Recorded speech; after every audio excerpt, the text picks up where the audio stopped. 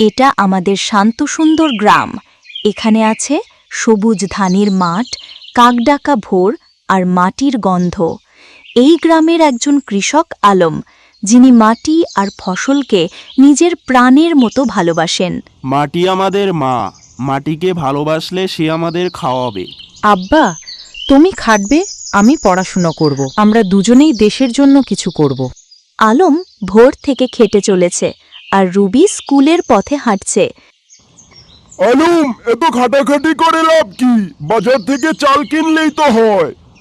মাটির উপর ভরসা রাখুন, কষ্টের মাঝেই সুখ আছে, একদিন বুঝবেন।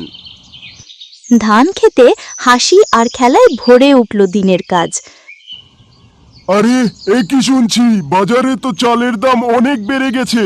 এখন কি হবে? চাল কিনতে কিনতে তো টাকা শেষ হয়ে যাচ্ছে, অন্য কিছু তো আর কিনতে পারছি না। হ্যাঁ রহিম চাচা, ঠিক শুনেছেন, চালের দাম অনেক বেড়ে গেছে। আলমই ঠিক কাজ করেছে, নিজের ক্ষেতে ধান চাষ করে।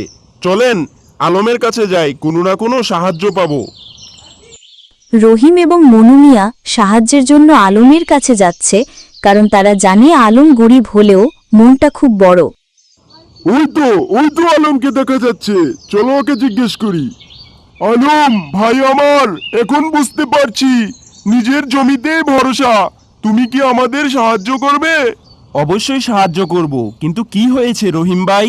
আরে বলো না, বাজারে গিয়ে দেখি চালের দাম আকাশ ছুঁই অবস্থা। চালের দাম এত বেশি হলে সংসার চালাবো কিভাবে? রহিম ভাই, আমি আগেই বলেছিলাম, মাটি আমাদের মা, মাটিতে সময় দিলে আমরা অবশ্যই ফল পাবো। হ্যাঁ আলম, তুমিই ঠিক ছিলে। চলুন আমরা সবাই মিলে আবার চাষবাস শুরু করে দিই। এতে আমাদের চাল কিনে খাওয়া লাগবে না, উল্টো আমরা বিক্রি করে 2 পয়সা উপার্জন করতে পারবো। হ্যাঁ আলম, এখন থেকে আমরা নিজেদের জমিতে নিজেরাই চাষ করব, যাতে পরবর্তীতে আর খাদ্য সংকটে না পড়ি। কৃষক আছে বলেই আমরা খাই। কৃষকের সম্মান সবার আগে। কৃষক আমাদের নায়ক।